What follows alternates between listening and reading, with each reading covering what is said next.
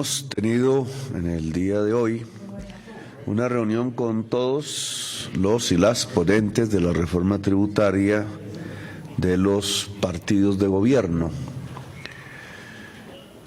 Y hemos llegado a las siguientes conclusiones para presentar la ponencia final al último debate de la reforma tributaria en las plenarias, que comenzará la elaboración final de la ponencia la semana entrante. Habrá el fin de semana para el estudio de todos y todas las congresistas para aprobar, esperamos, este proyecto de ley en la siguiente semana en las plenarias.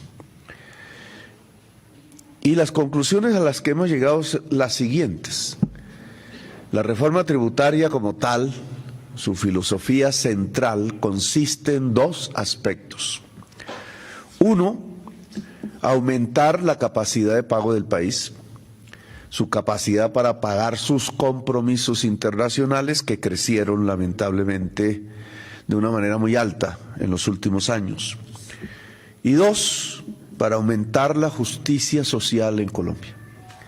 Por eso, los impuestos que aquí se han modificado tienen que ver con las capas de mayores ingresos de la sociedad colombiana y no afecta a la mayoría de los colombianos.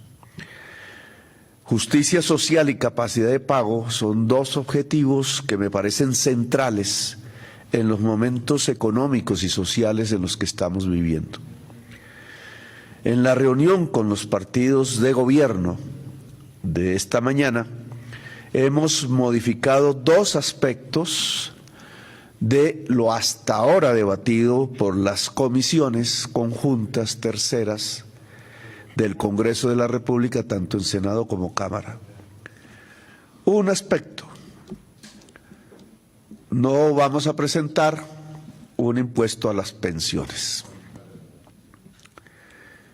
Segundo aspecto, modificamos la tributación del sector de hidrocarburos que trabaja con bienes públicos de propiedad de la nación, el petróleo y el carbón, en el siguiente sentido: se mantiene el que las regalías en todo el sector minero que paga regalías no sean deducibles del impuesto de renta, por un criterio básico y fundamental. Los bienes del subsuelo de la nación desde la Constitución de 1886 son propiedad de la nación, son propiedad pública, son propiedad del pueblo colombiano. Y en esa medida la nación, cuando concede su explotación económica por un particular, tiene el derecho a unas regalías y por tanto estas no son parte de la contabilidad de las empresas privadas que tienen esa concesión y no son entonces deducibles de su impuesto de renta.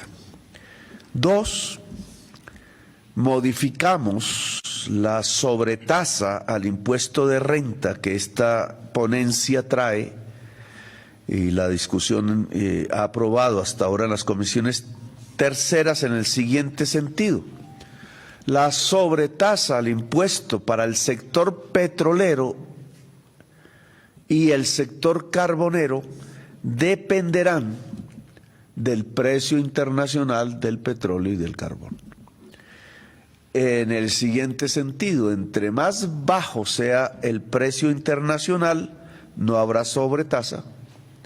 Aquí hay una fórmula matemática que traza unos percentiles de hasta dónde no hay sobretasa, de dónde a dónde la sobretasa para el petróleo es del 5%, de dónde a dónde la sobretasa con un precio internacional mayor es del 10%, y finalmente para precios superiores del petróleo al promedio de los últimos 20 años, entonces la sobretasa es del 15%.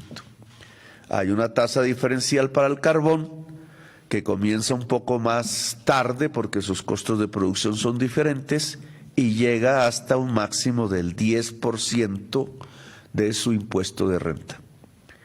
Estas son las dos medidas que se han tomado.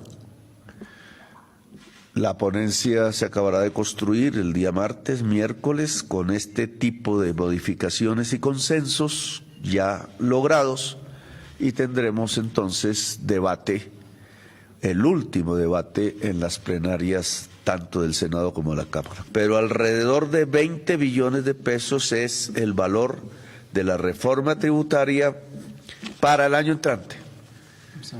Puede subir Sube 23 a cerca de 23 billones para el año 2026.